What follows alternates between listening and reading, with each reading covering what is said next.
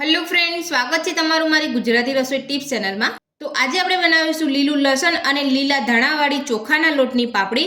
તે ચોખાના લોટને અહીંયા કણકીનો લોટ પણ કહેવામાં આવે છે। દરેકના ઘરે શિયાળામાં પાપડી તો બનતી જ હશે, પણ આ રીતે ક્યારેય નહીં બનાવી હોય। મારી આ રીતે તમે ઘરે એકવાર જરૂરથી ટ્રાય કરજો। આખું વરસ એવી ને એવી રહેશે અને ખાવામાં પણ એકદમ સ્વાદિષ્ટ અને પોચી બનશે।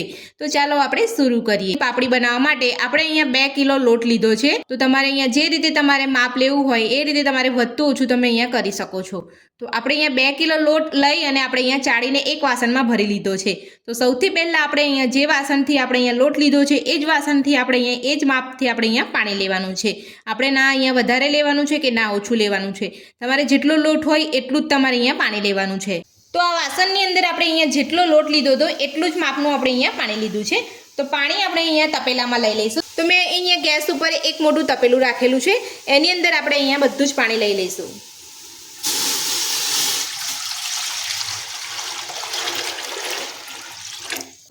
તો હવે આપણે પાણીને ગરમ થવા દઈશું।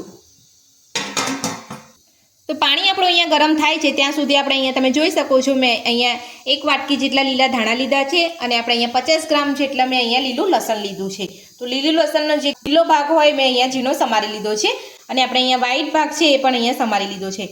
તો લીલા લસણનો જે લીલો ભાગ છે એ જ આપણે અહીંયા લેવાનો છે, આપણે આ ભાગ નથી લેવાનો। તો બંને વસ્તુ આપણે અહીંયા લઈ લીધું છે। તો અહીંયા સૌથી પહેલાં આપણે ધોઈ અને ઝીણું સમારી લેવાનું છે।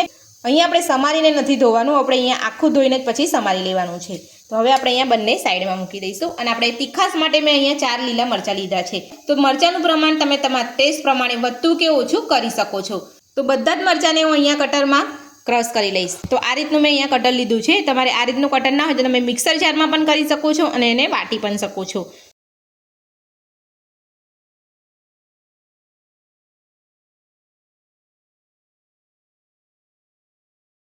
તો મરચાં આપણે અહીંયા કટરમાં પીસી લીધા છે। તો પાણી આપણું અહીંયા ગરમ થઈ ગયું છે। તો હવે આપણે એમાં મસાલા એડ કરીશું। અહીંયા 1 નાની ચમચી આપણે અહીંયા અજમો લીધો છે અને આપણે 1 ચમચી જેટલું જીરું લીધું છે અને આપણે અહીંયા સ્વાદ પ્રમાણે મીઠું લીધું છે। તો મેં અહીંયા 3 નાની ચમચી મીઠું લીધું છે અને આપણે અહીંયા 2 થી 3 ચમચી જેટલો પાપડીયો ખારો લીધો છે। તો આ રીતનો તમને અહીંયા કરિયાણાની દુકાને પાપડીયો ખારો મળી જશે। તો હવે આપણે બધું જ અહીંયા પાણીમાં એડ કરી દઈશું। આપણે ઝીણું સમારેલું લસણ એડ કરી દઈશું। તો હવે આપણે સમારેલા લીલા ધાણા ઉમેરી દઈશું। આપણે પીસેલા મરચાં ઉમેરી દઈશું। આપણે ઢાંકણ ઢાંકીને બધા જ મસાલાને એકદમ સારી રીતે ઉકળવા દઈશું। આપણે ચેક કરી લઈશું। તો તમે જોઈ શકો છો આપણું પાણી એકદમ સરસ ઉકળી ગયું છે।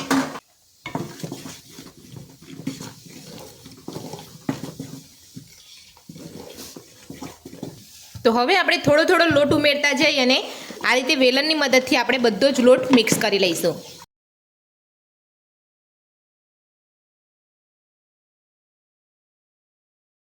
તો આ રીતે વેલણની મદદથી આપણે અહીંયા લોટ મિક્સ કરવાનો છે।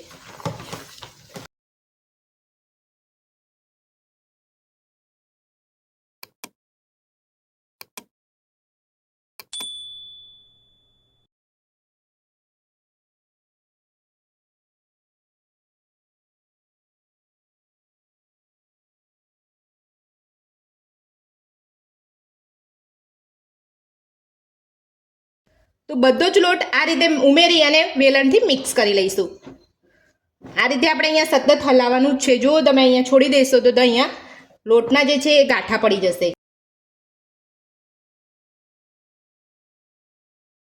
તો તમે જોઈ શકો છો આપણે પાણીમાં લોટ ઉમેરી અને બધું જ સારી રીતે મિક્સ કરી લીધો છે। તો તમે જોઈ શકો છો સહેજ પણ અહીંયા ગાંઠા નથી દેખાતા। તો આ રીતે તમારે થોડો થોડો લોટ ઉમેરતા જવાનું છે અને મિક્સ કરતા જવાનું છે।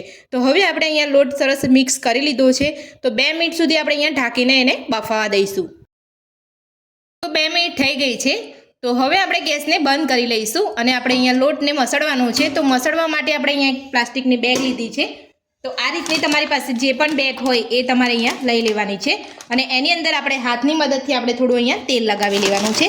તો આપણે અહીંયા લોટ મસળીએ તો અહીંયા થેલીમાં સહેજ પણ અહીંયા ચોંટે ના, એટલા માટે આપણે અહીંયા તેલ લગાવી લેવાનું છે। તો હવે આપણે થેલીમાં લોટને લઈને મસળી લઈશું।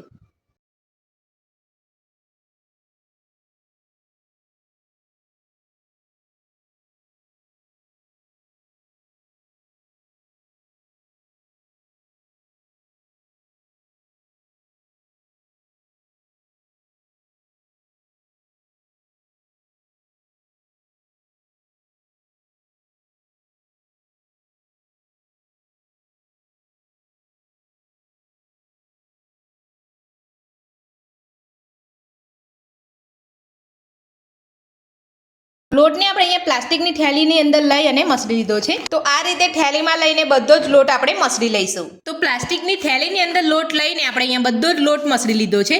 તો હવે આપણે અહીંયા તપેલું પણ જોઈ લઈશું કે તપેલાએ પણ આપણે અહીંયા લોટ વધારે નથી ચોટ્યો. તમે જોઈ શકો છો.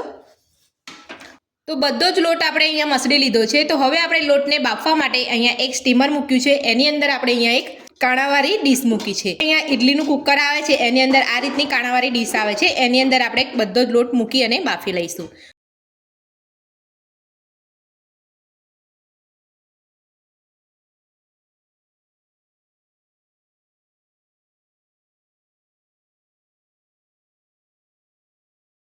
તો કુકરની અંદર તમારે અહીંયા જેટલો લોટ સમાય એટલો લોટ તમારે લઈને બાફી લેવાનો છે. તો જેટલો લોટ આવે એટલો આપણે અહીંયા મૂકી દીધો છે. તો હવે આપણે એની ઉપર એક નેપકિન લગાવી દઈશું. તો આ રીતનું આપણે અહીંયા નેપકિન અંદરથી રાખવાનું છે. તો અહીંયા નેપકિનની મદદથી આપણે લોટ બધું જ અહીંયા કવર કરી લીધો છે. તો હવે આપણે ઉપરનું ઢાંકણ બંધ કરી લઈશું. તો આ રીતે આપણે અહીંયા ઢાંકણ બંધ કરી અને લોટ બાફીશું તો એકદમ જલ્દી બફાઈ જશે. તો આપણે અહીંયા જ્યારે પણ લોટ બાફવા મૂકીએ ત્યારે આપણે અહીંયા ગેસ ધીમો રાખવાનો છે અને એની વરાળથી જ આપણો અહીંયા લોટ બફાઈ જશે. બધી જ વરાળ બહાર આવવા લાગે અને પાણી અંદર ઉકળે એટલે આપણે અહીંયા ગેસને બંધ કરી અને પછી લુવા કરીને પાપડી વણી લેવાની છે. લોટ આપણો અહીંયા બફાઈ ગયો છે. તો હવે આપણે ચેક કરી લઈશું.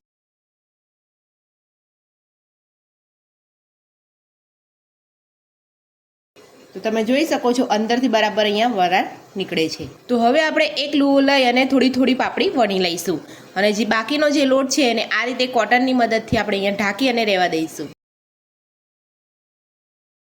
તો હવે આપણે અહીંયા બાફેલા લોટને આપણે અહીંયા એક થેલીમાં લઈ અને ફરી પાછો આપણે અહીંયા મસળી લઈશું.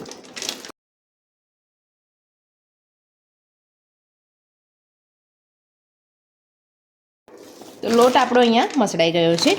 તો હવે આપણે અહીંયા લાંબો રોલ કરી અને લુવા કરી લઈશું. તો આ રીતે તમે પાટલા ઉપર લો લોટ એટલે તમારે હાથે થોડું તેલ લગાવી દેવાનું છે. તો આ રીતે કરશો તો તમને અહીંયા ગરમ પણ નહીં લાગે અને સરસ રીતે આપણે અહીંયા આ રીતે રોલ થઈ જશે. અને તમારે જે રીતે લુવા કરવા હોય એ રીતે તમે લુવા કરી શકો છો. મોટા નાના તમે સાઇઝમાં કરી શકો છો. તો આ રીતે આપણે અહીંયા લુવા કરી લઈશું. અને જો તમે લોટ ગરમ ગરમ હશે ત્યારે પાપડી વણશો ને તો એકદમ ફટાફટ તમારી પાપડી વણાઈ જશે. અને જો તમારે વણીને બનાવી ના હોય તો તમે અહીંયા મશીનથી પણ બનાવી શકો છો.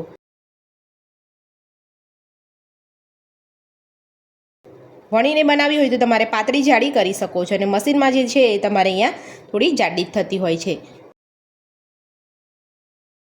તો જે પ્લાસ્ટિકમાં આપણે અહીંયા લોટને ગૂંદ્યો તો એ જ પ્લાસ્ટિકમાં આપણે અહીંયા બધો જ લોટ લઈ લઈશું અને જેમ જેમ આપણે અહીંયા લુવાની જરૂર પડે તેમ તેમ આપણે અહીંયા લુવા કાઢવાના છે અને હવે આપણે એને બંધ કરી દેવાની છે. તો હું અહીંયા એક લુવો લઈ લઉં છું અને આ રીતે બંધ કરીને મૂકી દઉં છું. એટલે બંધ કરીને મૂકીશું એટલે જે ગરમ છે લોટ એ ગરમ જ લોટ રહેશે ને આપણે અહીંયા ફટાફટ વણી લેવાનું છે. તો આ રીતે આપણે અહીંયા રાઉન્ડ શેપ આપી અને પછી એક પ્લાસ્ટિક ઉપર આપણે અહીંયા વણી લેવાનું છે. તો મારી પાસે આ રીતનું પ્લાસ્ટિક છે. તમારી પાસે જે રીતનું હોય પણ અહીંયા જાડું જ પ્લાસ્ટિક લેવાનું છે. પતલું તમે પ્લાસ્ટિક લેશો તો તમારું જે પ્લાસ્ટિક છે એની અંદર તમારે અહીંયા પાપડી ચોંટી જશે. તો હવે આપણે અહીંયા પાપડીને વણી લઈશું. તમારે અહીંયા વેલણ ચોંટતી હોય પાપડીના લોટ પર તો તમારે અહીંયા થોડું તેલ લગાવી દેવાનું છે. અને વધારે પડતી તમારે વેલણ ચોંટતી હોય તો તમારે આ રીતે બે પ્લાસ્ટિક ઉપર નીચે રાખી અને તમે આ રીતે પણ તમે વણી શકો છો.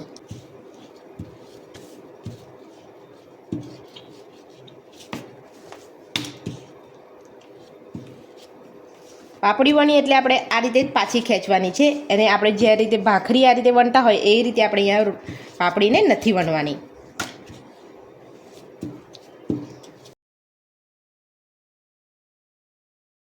તો પાપડી આપણે અહીંયા વણી લીધી છે. તો હવે હું તમને બીજી પણ પાપડી વણીને બતાવી દઉં છું.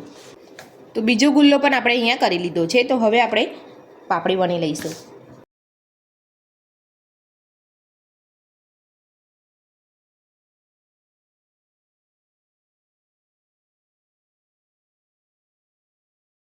તો આ રીતે તમે પાપડી બનાવશો ને તો તમારી પાપડી ફાટે પણ નહીં અને આખું વર્ષ તમે અહીંયા સ્ટોર કરીને રાખી શકો છો. થોડો તમારો લોટ અહીંયા ઢીલો થઈ જાય તો તમારે અહીંયા ગભરાવાની જરૂર નથી. તો તમારે પાપડીના લોટને ફટાફટ તમારે અહીંયા વણી લેવાનો છે અને ઢીલો લોટ હશે તો પાપડી પણ ઝડપથી વણાઈ જશે. અને આ રીતે તમે લોટ બાંધશો તો આ રીતે પણ સરસ રીતે વણાશે. તો આપણે અહીંયા બીજી પાપડી પણ વણી લીધી છે. તો તમે જોઈ શકો છો હું તમને પ્લાસ્ટિક ઉપરથી બતાવી દઉં છું કે એકદમ આસાનીથી પાપડી નીકળી જાય છે.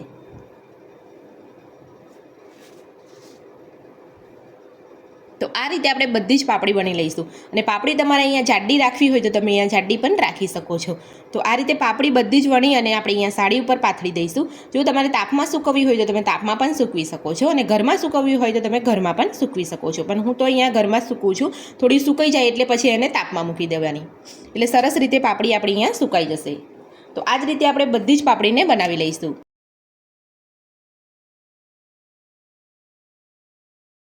તો તમે જોઈ શકો છો આપણે અહીંયા બધી જ પાપડી વણી લીધી છે. તો મારે અહીંયા 1.5 સાડી જેટલું ભરાયું છે. તો થોડી અહીંયા પાપડી સુકાશે એટલે પછી હું અહીંયા તાપમાં સૂકવી દઈશ. અને તમારે અહીંયા ઘરમાં જ સૂકવવી હોય તો તમે અહીંયા ઘરમાં પણ સૂકવી શકો છો. તો તમારે અહીંયા રાત્રે આ રીતે અહીંયા ખુલ્લી કરી દેવાની છે અને પંખા નીચે, તો સરસ રીતે અહીંયા સુકાઈ જશે. અને તમારે થોડો એને તાપ બતાવી દેવાનો છે એટલે પરફેક્ટ રીતે બધી જ પાપડી અહીંયા સુકાઈ જશે. તો હવે આપણે બધી જ પાપડીને સુકાવા દઈશું. તો પાપડી અહીંયા આપણી સુકાઈ ગઈ છે. તો હવે આપણે પાપડીને તળવા માટે એક નાની કઢાઈમાં તેલ મૂક્યું છે. તો હવે આપણે અહીંયા પાપડીને તળી લઈશું. તો તમે જોઈ શકો છો આપણે અહીંયા પાપડી એકદમ સરસ રીતે સુકાઈ ગઈ છે. અવાજ પણ સરસ આવે છે. તો હવે આપણે પાપડીને તળી લઈશું. તો તમારે અહીંયા આ રીતે આખી તળવી હોય યા તો તમારે અહીંયા ટુકડા કરીને તળવી હોય તો પણ તમે અહીંયા તળી શકો છો.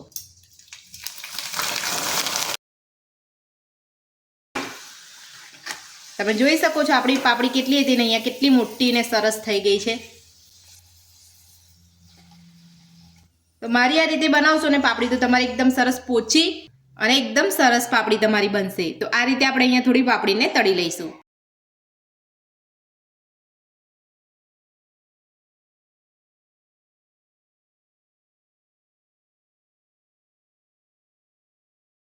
તો તમે જોઈ શકો છો સરસ આપણે અહીંયા પાપડી તળાઈ રહી છે. તો આ રીતે આપણે અહીંયા થોડી પાપડીને તળી લઈશું. લીલું લસણ અને લીલા ધાણાવાળી ચોખાના લોટની પાપડી બનીને આપણી અહીંયા તૈયાર છે. તો તમે જોઈ શકો છો આપણે અહીંયા સૂકવેલી પણ અહીંયા રાખી છે અને આપણે અહીંયા તળીને પણ અહીંયા રાખી છે. તો હું તમને અહીંયા તળેલી બતાવી દઉં છું. તો તળેલી એકદમ સોફ્ટ આપણી પાપડી થઈ છે અને તમે જોઈ શકો છો મોઢામાં મૂકતા જ ઓગળી જાય એવી પાપડી આપણી અહીંયા બનીને તૈયાર છે. તો મારી આ રીતથી તમે ચોક્કસ ઘરે જરૂરથી બનાવજો. તમારી પાપડી એકદમ સરસ પોચી બનશે અને સ્વાદમાં પણ ખૂબ સરસ લાગશે. જો તમને મારી આજની રેસીપી પસંદ આવી હોય તો વિડીયોને લાઇક કરજો, ચેનલને સબસ્ક્રાઇબ કરજો, તમારા મિત્રોને જરૂરથી શેર કરજો. Thank you.